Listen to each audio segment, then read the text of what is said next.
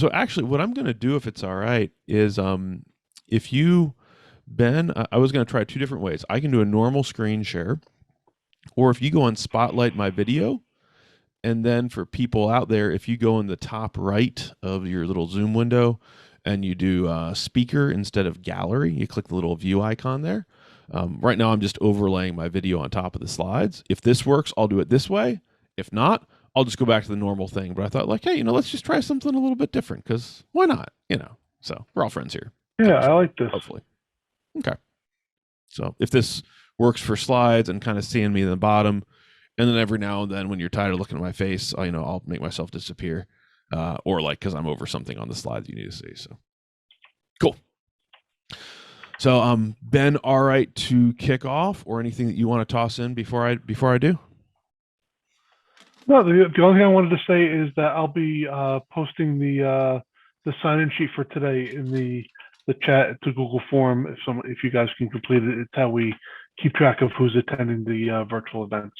But feel free to get started, Andrew. Thank you. Cool. So we'll try and say I'll have not a crazy hard stop, but about 10:45. I'm late for an internal meeting, but this Ben already had this on the calendar before that was scheduled, so I was like, this is a priority, so I wanted to be here. So what you see up here is, like it says, the golden hammer, or hacking your brain, and other clickbait, because hey, you got to come up with fun snazzy titles. So when I would do this, so this is a community session, being very clear. I work for Pure Storage. You'll have a bio slide in a second, but we're not really here to talk about Pure Storage, okay, kind of thing. And actually, so it's actually kind of cool. So does Joe, but he's not here inherently to talk about Pure Storage either. We're here to talk about good VMware community stuff. So this is a session where I did a bunch over the years, especially back when I was at Rubrik in a previous life, in-person VMUG user cons, community sessions, keynotes, etc. When I would do this in person, I would try and do the dramatic opening where I'd start off with, and let me drag my my screen here a little bit, where I'd start off with, just being very quiet, and I'd pull out of my backpack, traveling, a hammer and a nail. And in this case, I've got to narrate it because, hey, I can't just walk around the room and be all dramatic about it, but pretend you see me coming. I've got a little hammer, golden hammer. I've got some nails. I'm walking around, and I also then I pull out, some of these too. And, then I go and, and I get a piece of wood, and I actually go and I'm hammering the nails in, or I get someone to do it and they don't hurt themselves. I never had anyone do it yet. And then I say, hey, you get to have someone else try, like, hey, can you try hammering a screw into there as well, into the piece of wood? And it's like, well, you can, it works, but it's definitely not ideal. Like, we all know that you whack it hard enough and then hopefully don't hurt yourself. And then I go and play with the idea of, hey, actually, when you take this hammer, and you can still find them on eBay, like for 10 or 15 bucks, I'd usually give them away because I couldn't take it back through TSA. This hammer is actually a multi-tool. And what we're talking about here is, the idea of is if all that you have is a hammer, everything looks like a nail. And that's the idea of the golden hammer, that, hey, have you ever heard that IT is constantly changing and you need to be learning? And how can we actually do that, right? It's kind of hard. So before we keep going, briefly, in case we haven't had the pleasure of meeting, Andrew Miller, current role at Pure, principal technologist. I'm on Twitter periodically, sporadic blogging too. I started on the customer side for about 7 years, admin, engineer, architect. Partner side, SE to manager, director, make promises on the whiteboard. You get to come back. If not, not so much. A couple of years building out a tech marketing team in a company that was in hyper growth. And I've tried to keep my technical soul over the years. That's why I continue applying for VXpert and trying to do stuff like this, to be honest, kind of thing. So I've been doing that for a while. Now, I actually had a coworker. For those of you who may have known Rebecca Fitzhugh, she was actually joking when I first mentioned this presentation. It was at Rubrik at the time, first was developing it. She was like, you really need to show up in this. So, if anyone thinks of golden hammer actually means more like MC Hammer style, don't worry. You're not going to see, you're not going to see this in that, because I'm pretty sure that's not what you actually paid money to see. That's free. So, hey, cheap jokes. But what we're actually talking about is this. So when we say the golden hammer, does anyone know? And let me pull up the attendees thing here. I'm going to not be a putz, but I don't see anyone off mute. So, does anyone know who this guy is? Think. Maybe. If it's in the room, I'd ask for a show of hands. Aside from the amazing sweater game that he's got going on, this is actually a gentleman named Immanuel Kant. So he's a philosopher. Now, you may have heard of him. I actually first learned about him when I was doing high school debate. And his most famous thing is around what we call, get my cursor back there, what we call the hierarchy of needs. Okay, so this is, classically that, we don't care about, the stuff higher up the stack until, if we're hungry and tired, we don't care about love and belonging and self-esteem. But, if we've got our basic physical needs and everyone's met, this pyramid of self-actualization. Of course, there is the more modern and much more accurate variation, this, where we insert the critical layers of Wi-Fi and battery life down below. This joke has aged well. It's been 5 years and it still works, kind of thing, right? But what the other thing that he's famous for is the idea of what's called the golden hammer as a concept. And he coined that phrase of, if all you have is a hammer, only have a hammer, you tend to see every problem as a nail. You've probably heard this, right? So have you ever known a CIO for whom the only answer is to the cloud? Or maybe an IT worker, and I might have been there in the past, for whom the writing, I'm going to write a script for that. That's the answer to everything, and the longer the script, the better. And it shouldn't take more time than when I'm automating, but maybe, or maybe a director for whom, hey, let's check with the vendor on that. A little bit of channeling office space there, a little bit. That's the universal answer. So we know that we need multiple ways to look at the world. Right, not the stereotypes that I just put out, which are kind of true, right? So Swiss Army knives inside our heads. What we're talking about there then is we start to talk about the idea of mental models. It's the thought process in how we understand the world, how we take, and actually Joe, scripting guy gets perturbed. That's my normal comment. I wasn't taking pot shots at you, although it's so wonderful given you're talking about PowerShell and scripting next. Ha! It works well. It does. Funny enough. Look at that. So we're talking about mental models, thought process and how we understand the world. How do we take information? How do we store it? How do we process it? How do we think? How do we understand a domain of knowledge? Maybe even anticipate the world based on what we know and make sensible decisions about what to do. So there's a gentleman named Charlie Munger. You might have heard of him. I'll usually sometimes do a show of hands, who's heard of Charlie Munger? Usually not many folks, if any. And then it'll be, hey, so who's heard of Warren Buffett? Everybody's heard of Warren Buffett, just about. So Warren Buffett, insanely, unimaginably rich. Charlie Munger, like one step down from that. He's from a Bridges standpoint. He's Warren Buffett's investment partner. So he's quoted saying, "I think it's undeniably true that the brain must work in models, mental models. The trick is to have your brain work better than someone else's because it understands the most models, the most fundamental ones that will do the most work per unit." Now, wait a minute. What did I just do here? Until a second ago, you likely, had never heard of this guy, Charlie Munger. I set him up as an authority, and then I made an appeal to authority. That's actually, in some ways, a form of a mental model. Now, often when we hear appeal to authority, we often bristle. There's still something of a little bit of a kid in us or a rebel or whatever else. We turn like, come on, I appeal to authority. Say what? Well, let's think about this kind of just pragmatically in the abstract. So we're used to appeals to authority in everyday life. I mean, aside from the fact that we all can Google and WebMD and figure out what's wrong. I mean, we still fundamentally, usually, and I'm even thinking about the last couple of years of medical craziness and other stuff. Okay. Generally, we trust doctors. Okay.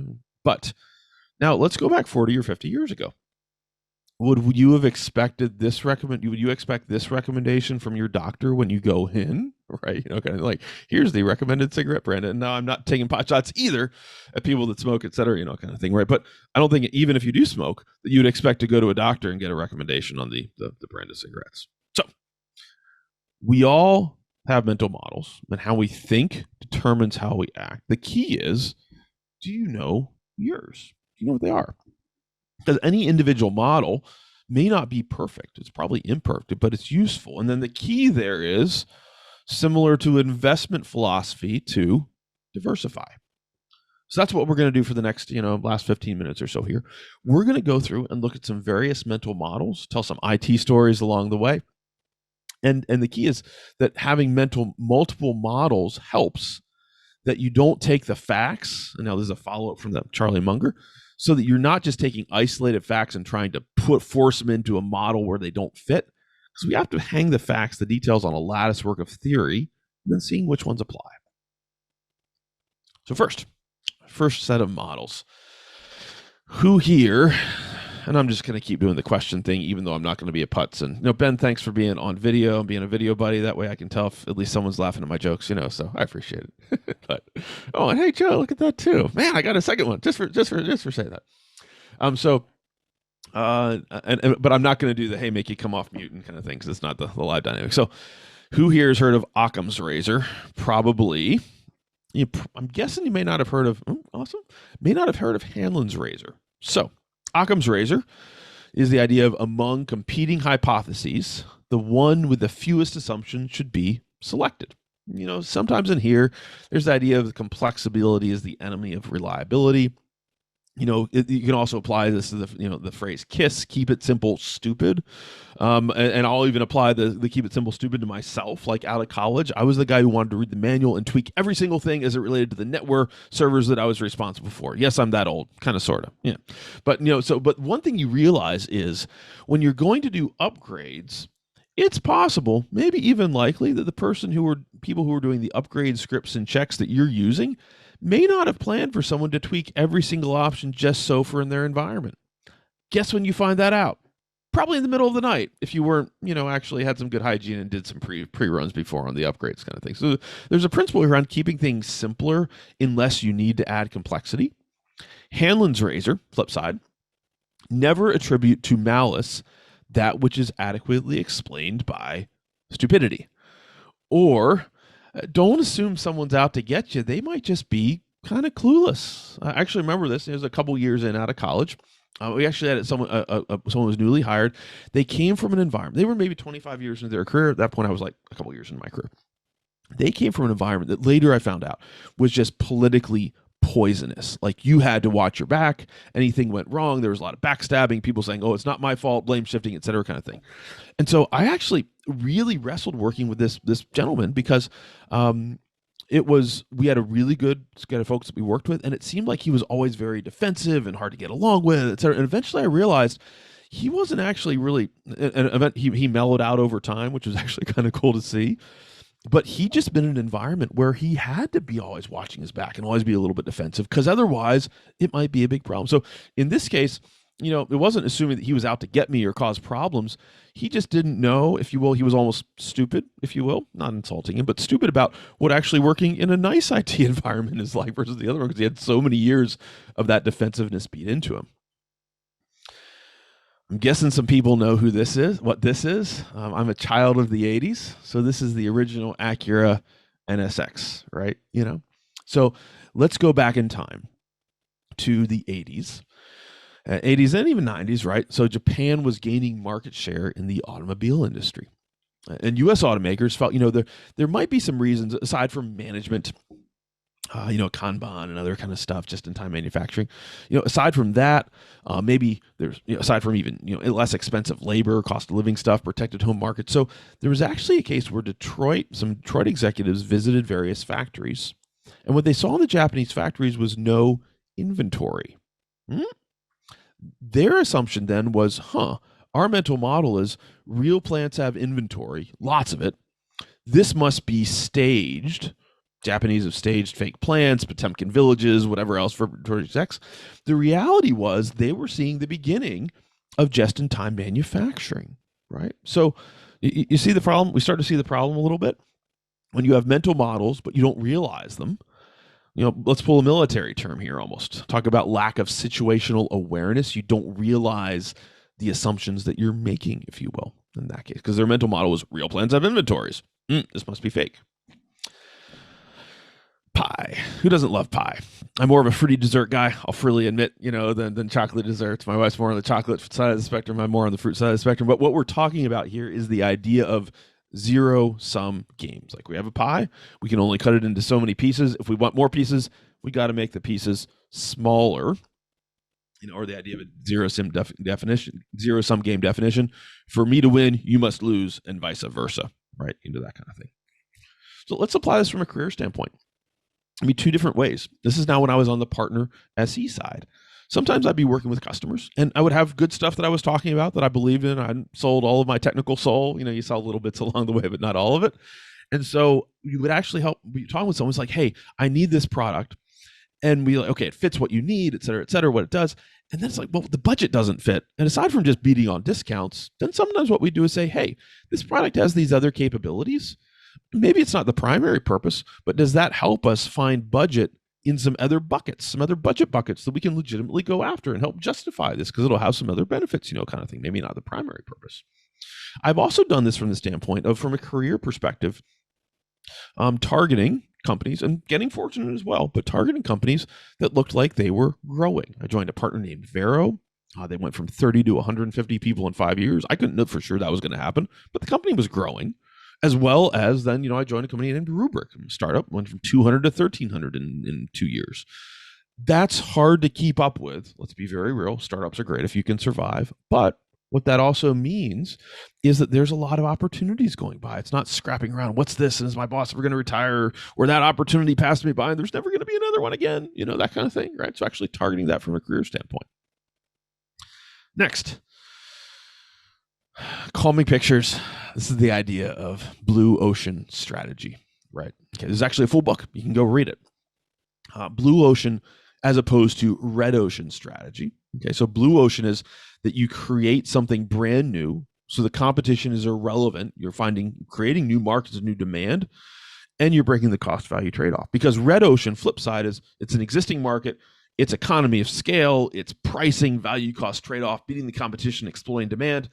This is the idea of, blue ocean. It's called blue ocean. It's brand new. You do sometimes pay the category creator tax. People don't understand what you're doing and created yet. Red ocean is there's sharks in the water. There's blood in the water. That's the reason for the red ocean term. So does anyone still have one of these sitting downstairs? I've literally got one. And my kids still play Wii Sports on it. And I actually think Wii Sports on Wii is still better than the one on Wii Sports U and the one on Switch, et cetera, as I looked at some of them, right? Kind of thing. Yeah, Joe's in agreement. So this was the classic blue ocean strategy. When you look back to like 2006, so this was, talking about better graphics and all that kind of stuff. And Nintendo said, hey, Eric, you still got one? It's still working amazingly. I hope the DVD drive doesn't die soon. But amazing. What they did is Nintendo said, we're going to compete on something totally different. Before like casual gaming on the iPhone, we're going to compete on motion control and ease of use. And you see seniors in retirement homes doing bowling that never played video games in their life, right? That's a totally different market they unlocked before, the iPhone Android ate the casual gaming market, kind of thing. Winding down. So now this is the idea. We get to thinking about systems theory and systems thinking. Okay, so this is about complex systems. And we get into the idea of unintended consequences. For any sufficiently complex system, you do something, who knows exactly for sure what's going to happen, right? Kind of thing. And so my story here now, this actually starts to go a little bit more from a human standpoint. So I was on the partner side. And just being real, this is now 10 plus years ago. So I'm just going to be real about the story. I was a NetApp customer and the NetApp partner. Okay. And I started to get questions from customers that were having really bad support experiences. Okay. This is long ago in history that I'm not knocking anybody from a competitive standpoint. Okay. But just being real about the story. What I found out from my partner technical manager at the time was that NetApp, the company, had just opened up a new support center in Florida. Okay. This isn't a Florida story, a Florida man story. They'd hired a bunch of tier one folks out of college. I'm not also knocking tier one out of college folks kind of thing. But what they did is, for the best reason, with the best intentions, they put in an incentive structure around how many tickets did you escalate as a tier one person. So let's think about that glass half full. We want to encourage people to dig in and take ownership and not just escalate stuff and give up too easily. But what it also turned into was one of my customers telling me, I've literally had a ticket that's been open for a week with no movement, and I've gotten the support tier one level engineer on the phone, and they've literally told me to my face over the phone, I will not escalate your ticket. Like that's infuriating. Like I'm stuck with a problem. So think about what might be happening on the other side of this. That might be someone who, if they escalate one more ticket, they lose their bonus. Maybe they get fired, and they're betting it's a rational decision.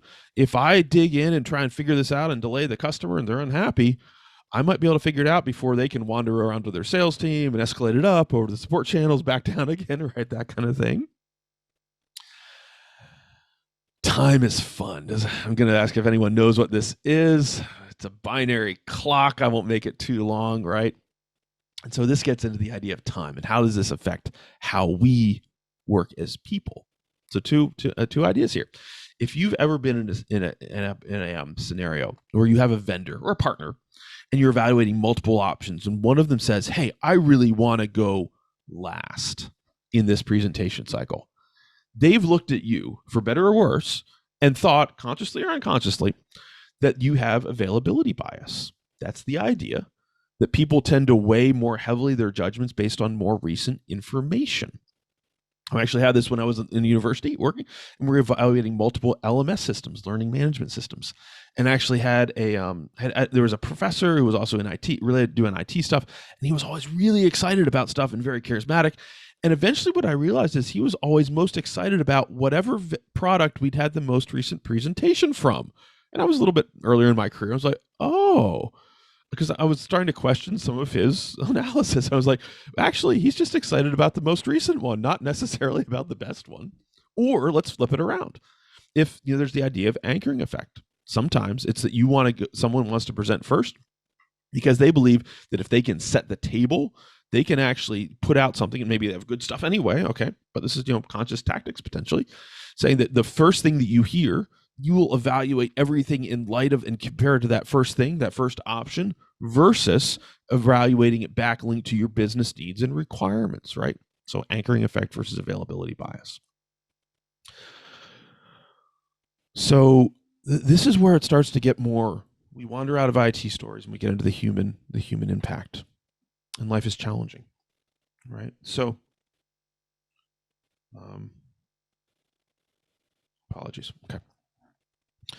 So I think you probably know what this is. So we love to. I mean, I'm a kid. I grew up with, space ice cream and space rocks, and NASA was amazing, and going to the moon. And we even see some resurgence of that now with things going on. But there was the model, if you will, that NASA was flawless until NASA wasn't flawless, right? Now we're talking about the Challenger accident. And I'll remember it's a great speech. It's a great poem.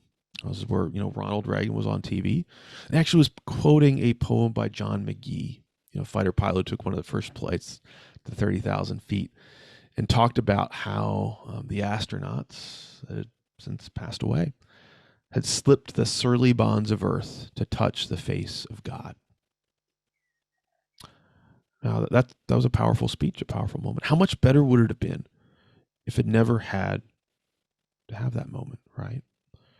The post-action report was actually very painful when they actually were digging in, investigative. And I'm going to quote a specific line from it. It's almost painful in its scientific language and precision. Successful previous outcomes caused people to ignore disconfirming information, out-of-spec performance, and dysfunctional decision processes. We're flawless. We got to make this work. We put them in on the moon. We've launched a lot of shuttles until we didn't. So we think about the idea of creativity. We all want to be creative, right? We're all special. We're all special snowflakes in our own ways. And the idea that, how do we be creative? It's a mixing and matching things that we've seen, the unique combination of things we've seen, in our lifetime. This is like that. Getting even a little more practical, there's two ways to do it. And I realize, apologies, Ben, I'm a little bit over time, so shame on me. Shame on me again, but I think I'll be done in about 2 minutes here. No worries at all. Cool. Thank you. First is skills of reflection. This is the ability to slow down our thinking process, to kind of look internally. What do we say we believe versus what do we really do? Where do we put our time? Kind of thing. Internally looking, slowing down enough to do that. And then also skills of inquiry. How do we operate in face-to-face interactions with others? What's the difference between what other people say and what they do? Not calling people hypocritical, but actually evaluating that. I saw that when I was a partner that got purchased by another partner. Vero got bought by Sirius, and seeing that some of the most successful people at Sirius, as I was trying to coach my pre-sales team and how to be successful, and me figure it out too, that I was told to follow a lot of different processes. And then I saw the most successful people in the org, they didn't follow those processes. I need to take that into account. So being really practical. There's a great blog post, it goes back a way, from the CEO of DuckDuckGo, Gabriel Weinberg. This later became a book, but you can still find it, DuckDuckGo or Google DuckDuckGo mental models. And you'll find a blog post that talks about all these different mental models. It actually has in here, I want to say it's 189 if I get it right. So what if What if you took 10 minutes, 15 minutes, 30 minutes a week, went to this post, clicked on each one of them, Googled around some, added this in. Even if you forget some of the details, you can sound smarter just by saying availability bias or, that kind of stuff, right? But hopefully you even remember some stuff. And actually, this gives you more of a framework over time, more frameworks that you can use. I always wonder why birds choose to stay in the same place when they can fly anywhere on the earth. Then I ask myself the same question. As humans, we have the unique ability to change how we think, to change how we view the world, how we process information. Why not take that opportunity?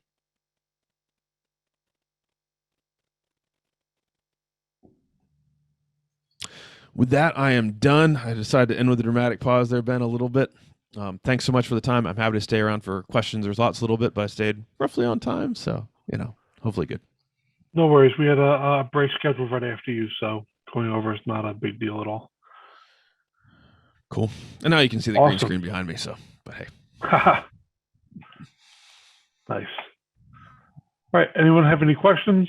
Thank you, Andrew. That was a really cool presentation. I enjoyed it a lot. Happy to. Cool. I hate this because Joe is next, but I have to jump to an internal meeting. But hopefully I'm going to join back in and hear Joe a little bit too. So Ryan, great to hear from you. Thank you, Wade, and everyone else as well. So feel free to reach out. You can find me on Twitter, LinkedIn. I'm always happy to chat about stuff. So thanks, Ben. Awesome. Thank you.